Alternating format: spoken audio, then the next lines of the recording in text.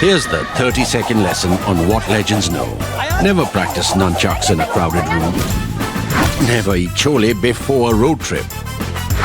Always take your shirt off before you iron it. Don't take a call near a swimming pool. And don't forget, saving is not investing. Legends don't just save, they invest in mutual funds. Mutual fund investments are subject to market risks. Read all scheme-related documents carefully. We are taking a break from our national politics and elections today because there has been a tragedy in our neighborhood. Now you might say, why are you calling Iran your neighborhood? But Iran is part of our extended neighborhood and very much a part of our immediate geopolitical sphere. I will talk about this more as we go along. But basically, first of all, what are we talking about? So remember the golden rule in journalism school that we are all taught maybe on day 1 or 2 of going to journalism school. What are the basic elements of news? Those are 5 W's and 1 H. What, where, who, why, when, and then how. That is the H. So we know that there was a helicopter crash in northwestern Iran. Northwestern Iran, sort of abutting the border of Azerbaijan. Now, Azerbaijan is an interesting country. We'll make a passing mention of it as we go along. But that's where this helicopter crashed in what looks like marginal weather in very cold, foggy conditions. So much so that a helicopter carrying the president could not be found overnight, and searches went on. It was found in the morning. At least the wreckage was spotted in the morning. And then the government announced that in the helicopter, the president, Syed Ebrahim Raisi, whose actual full name is Syed Ebrahim Sadati, but generally called Ebrahim Raisi. He passed away. Along with him, he also had, besides the governor of the local province and the head of the presidential security guard, like the head of the equivalent of the SPG or SPG in Iran generally, not precisely, but generally the head of the presidential security guard, and also importantly the foreign minister of Iran, who's been a familiar face in India as well. We've seen him at many meetings, many videos and many pictures with our external affairs minister S. Jaishankar, that is Hussein Abdullahian. He also passed away. So all of them died. That is the what question. Then where I told you this is on the Azerbaijan-Iran border in the northwest of Iran. That's where this took place. The Iranian president had gone to inaugurate a dam on the border on a river that divides the two countries, and then was going to Tabriz to inspect some other projects when this happened. Now that we know what, where and who, those questions are answered. We know when as well, that's easy. Now we come to why. Why is a complicated issue. There are 2 axes to the why question. One, why this might have happened. Was it a helicopter malfunction? It's a very old helicopter. It's a Bell 212 twin engine, Bell 212 American-made helicopter. And if Iran has been under American sanctions for such a long time, you can imagine how old this helicopter must have been, because it was bought from the Iranians. So by late 1970s, Shah of Iran had gone. He was the ally of the Americans in the region. He was gone. There was a revolution that was led by Imam Khomeini. Khomeini took over, and then Iranians came under full sanctions. We know the story of the siege of the American embassy.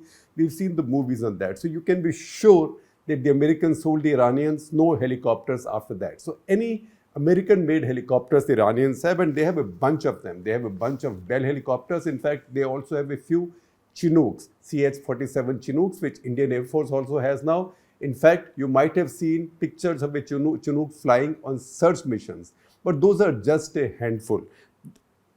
Iranians, on the other hand, have a large number of Bell family helicopters. It's Bell AH-1, Cobra 81, at least 81 copies. I don't know how many of them are in flying condition or how many can they put up at any point of time. These are attack helicopters. The older version, 70s version, Bell 206, 147, Bell 205, 21, Bell 214, 204.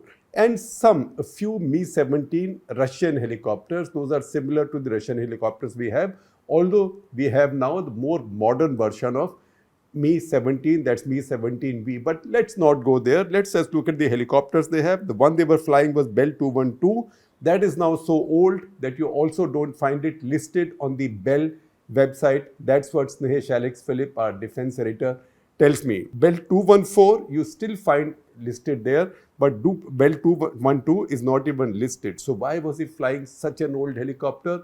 Given the special relationship that the Iranians have had with the Russians for some time and they've had with the Chinese for a long time, how come they never bothered to buy a good set of Chinese helicopters or VIP travel or Russian helicopters? I don't know, because Iranians now have a lot of trade. They sell a lot of oil to the Chinese, so no problem buying anything in exchange. And they also sell a lot of ammunition and a lot of, you've seen them, a lot of Shahed kamikaze drones to Russians as well. So whatever it is, people are careless about security. So maybe it was just a flaw in the aircraft, very old helicopter, and helicopters we know are temperamental machines, particularly in extreme weather conditions. That said, conspiracy theories have already begun to surface, and they'll be around for a long time, because the Iranians only recently carried out missile and drone attacks over Israel, and the Israelis obviously had threatened to get even. They fired a couple of missiles in Isfahan area,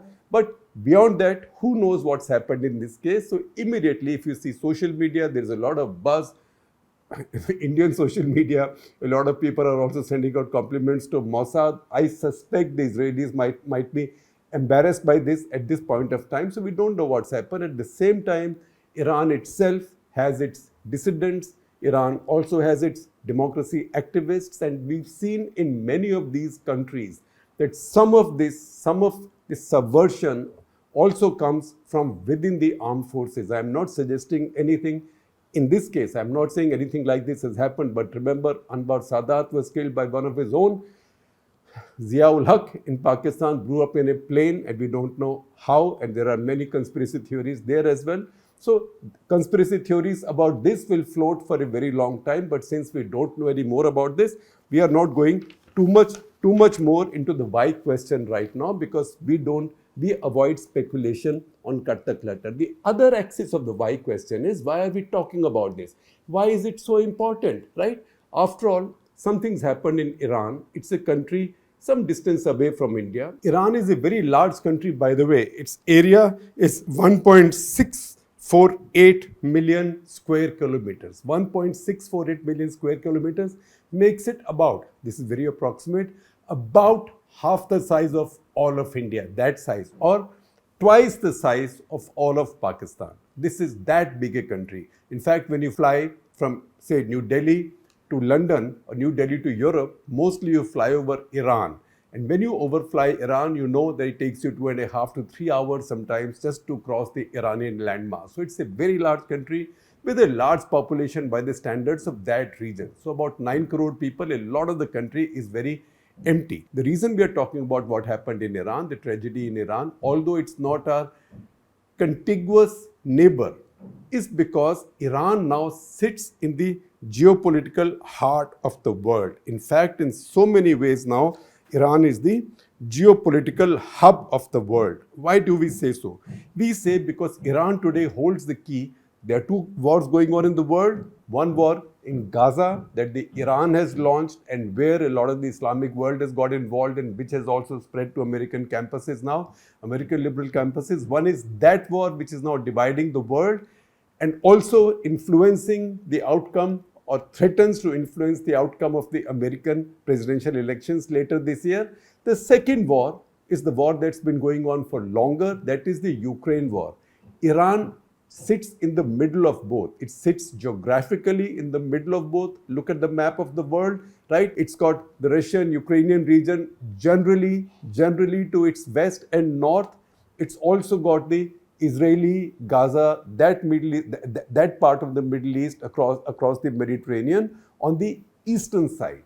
In both, Iran is fully involved. In Israel and Gaza, we know that they tried to attack Israel. A couple of the missiles also landed at an Israeli airbase. But that besides, Iran actually controls a bunch of really powerful non-state forces in the region. what I call sometimes as the 3H club. So what is the 3H club? These are Hamas, Hezbollah and the Houthis. Each one of these is very well armed. In fact, we had done a full Cut The Clutter episode on them and what kind of weaponry they were carrying. And they can be launching ballistic missiles, they have tanks, they have fighter aircraft, they have attack helicopters.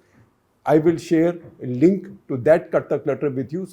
So the Iranians own this 3H club. They don't have to go and fight in any of these places. They've got these proxies to fight for them under the Shia flag, although all of these are not Shia forces. Hamas is not a Shia force, but Israel also, in the process of its own competition with the Arab countries in the Islamic world for supremacy in the Islamic world, they've also built support that crosses the Shia-Sunni boundary. So Hamas is purely a Sunni force, and Iranians also control that. In fact, they owe allegiance to Iran almost as much as the Houthis, as Hezbollah. That's why even the key to peace and a settlement, the return of hostages from Hamas, also lies in Tehran. In addition to this, because the Iranians own the Houthis of Yemen, they also control the gateway to the Red Sea, from the Red Sea towards Indian Ocean, and also in the Persian Gulf. So all the attacks on ships that are being carried out in that area are being carried out by Houthis. That is the power that the Iranians have on their east. If you go west, north, one reason Russia has been able to not just bring stability to the front with Ukraine, but has now begun to make small advances and land a few punches on Ukraine. One reason is the plentiful supply of kamikaze drones from Iran. These are low-tech drones, but you know what? Remember what Stalin said? In a way, quantity also becomes quality. So if you have so many of these drones coming at you, it doesn't cost the Russians very much, right? All these drones come at you. First of all, it costs you a lot to stop them. So anti-drone defenses, anti-missile defenses are very expensive. In fact, a shell or a missile or a rocket that might bring down one of these drones may cost as much as 1,000 of these drones, or maybe if not 1,000, 100 of these drones. So it's very expensive to defend against these, and a country like Ukraine, which is frankly bankrupted right now and fully dependent on aid, for them it's a very high cost. And second, even if a few get through, they cause a lot of damage. That's been playing out in the Ukrainian battlefront now. It's all owed to the Iranians, because they are making these cheap drones by the hundreds and selling them to the Russians. The second thing they're doing in that war is they are making a lot of ammunition, because one thing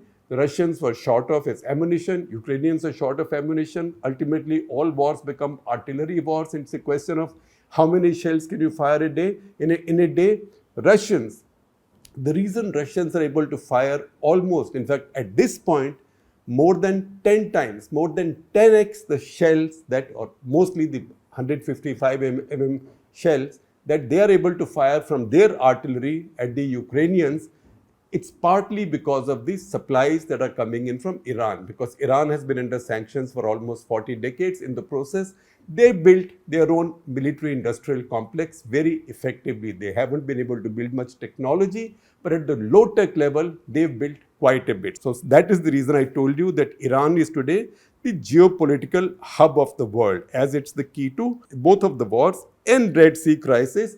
And if you go ahead to what happens in Syria, because Syrian regime also depends on the Iranians for its survival and for its ability to control rebels in their country. Iran is also showing up the Arab countries in the Islamic world. They're showing up the Arab countries as lackeys of the West, lackeys of America, and that is giving them more than some brownie points in the Islamic world. Also, unlike the armies of the Arab world, Iranians still have an army. They still have a military system that can fight. That's very different from most of the other Arab armies. I will share with you an article that The Economist has just carried in its latest issue. Its headline, "Why are Arab armed forces so ineffective?" Right? Iranians are not like that. They don't have any of the tamjam and samagri that the Americans have sold to the Gulf armies, but their army can fight. In fact, we saw that in the past, Iranians and the Iraqis fought a very long, bloody war, lost a lot of lives, took a lot of prisoners from each other, unfortunately treated prisoners badly. But the fact is that these were armies capable of fighting wars. which is not something that the Saudi army has displayed. To an extent, even the UAE armed forces haven't displayed that. Otherwise, despite so much aid from the Americans, they would not have got so bogged down in Yemen. Who's fighting them in Yemen? But Iran's proxy. So Iran is a very important country geopolitically. For India, it's very important because it sits on Pakistan's western frontiers. That's an uncertain frontier. Pakistan has many stresses there. Pakistan and Iran, while they pretend to be friends, have also exchanged blows in that area.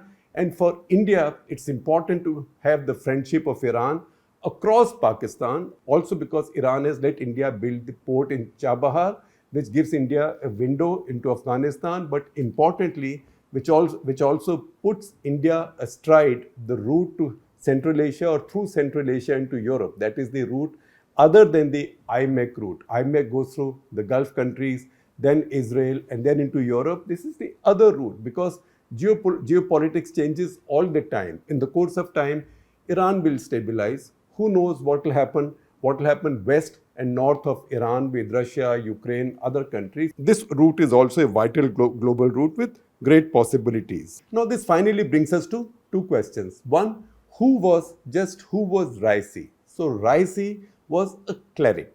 He was a cleric. He was trained and taught only to be a cleric. That was his education. He went to a religious school, but you know what? While he worked very hard at it, he could never get the qualification to become an Ayatollah. He started calling himself Ayatollah. In fact, the President's office, in some of their statements, also formal statements, also called him Ayatollah. You see the statement that the President's office issued on India's Republic Day, congratulating India. That says Ayatollah Raisi. But there's a little bit of a story there. When he went to Qom, having finished his education elsewhere and started calling him Ayatollah, he faced criticism from many people there. And for the moment then, or for the time being, dropped the Ayatollah title.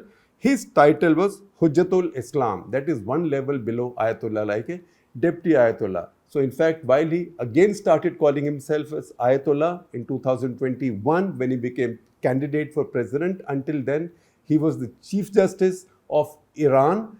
When he was elected president, the notification or the order that the supreme leader, which is Ayatollah Khamenei, issued, that order described him again as Hujjatul Islam. So he was an Islamic cleric, but not yet Ayatollah.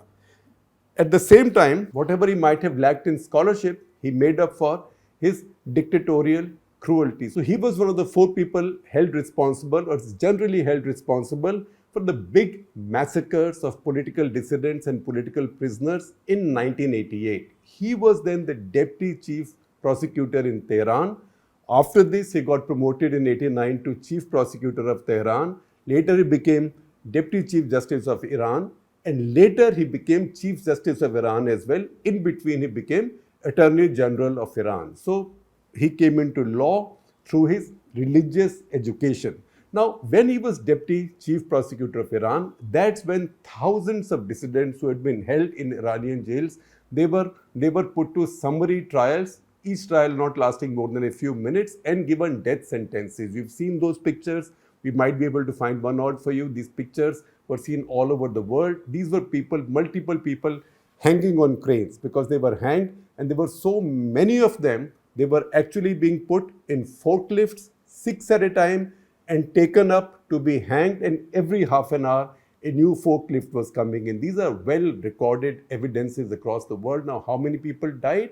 Some say 3,000, some say 5,000. Lowest estimates, I would say, are about 3,800. And the generally believed estimate is about 33,000 people. That's the reason he was called Butcher of Tehran. That put no limitation on him in the way he rose in the political or politico-religious hierarchy. 2021 election, when he came into contest, he had lost an election earlier to Rouhani, incumbent president then. But 2021, when he again came to contest, there were 6 candidates against him. 3 were disqualified by the Guardian Council because, like the Election Commission in India, might decide chief electoral officer based on something, whether a candidate's nomination will be accepted or not. In the Iranian president election, the supreme 12-member Guardian Council decides who can be whose nomination can be accepted. What is the Guardian Council? It's a 12-member apex body. 6 of the 12 members are nominated by the supreme leader. In this case, Ayatollah Khamenei, the longest serving leader in Iran's history after the Shah of Iran, and among the longest serving in modern history anywhere. So he nominates 6 members to this 12-member Guardian Council. Who nominates the remaining 6? The remaining 6 are nominated by the Chief Justice of Iran. Who nominates the Chief Justice of Iran? It is the Supreme Leader who nominates the Chief Justice of Iran. So it says, this is the Guardian Council of Iran, 12 members. They decide whatever happens in Iran. 6 are my people. 6 are people appointed by somebody else, who in turn is appointed by me. So they are all his people. In this case, when the Guardian Council took these decisions, who was the Chief Justice? It was Raisi himself. So that is how that system works. And that is the reason right now that there isn't much anxiety over what might happen next. What we told you, what, where, who, why, when, and how. And finally, the question of what next. Because we add one more to this, these 5 W's and 1 H, we add one more W, that's what next. So what next actually is not so uncertain, because Iran, with all its other imperfections of its system, it's actually quite a stable state. It's a stable state with a constitution. There is a system. If something happens to the president, immediately the senior most vice president, the first vice president take place, which in this case is Mohammad Mukhbir. He's taken over. Within 50 days now, a fresh presidential election is to be held. But remember, somebody will get elected, but the real power will sit with the supreme leader. Who is Khamenei? Now, so far, it was widely believed that Raisi was a favorite of Khamenei's, and he had a very good chance of succeeding him. He was only 64 at this point of time. He had a good opportunity to succeed Khamenei, who's 85 and is not in the best health. But looks like now, with Raisi out of the way, Khamenei's second son, that is Mojtaba, he seems to be the front runner right now. So that game will play out Iran. But remember, Iran is a little bit like Pakistan, but in some ways different from Pakistan. A little bit like Pakistan in the sense that there is an elected government, but power on critical issues sits somewhere else. In Pakistan, it sits in Rawalpindi, in the army's GHQ, General Headquarters. In Iran, it sits in Qom, which is the home of the Iranian clergy. The difference, however, is that in Iran, it's a formalized structure that all key decisions of the elected government must be cleared by the supreme leader. So this is a formal chain of command. That's why globally, anxiety over what might happen in Iran after this is minimal at this point of time, unless indeed any of the conspiracy theories as to how this crash happened comes true.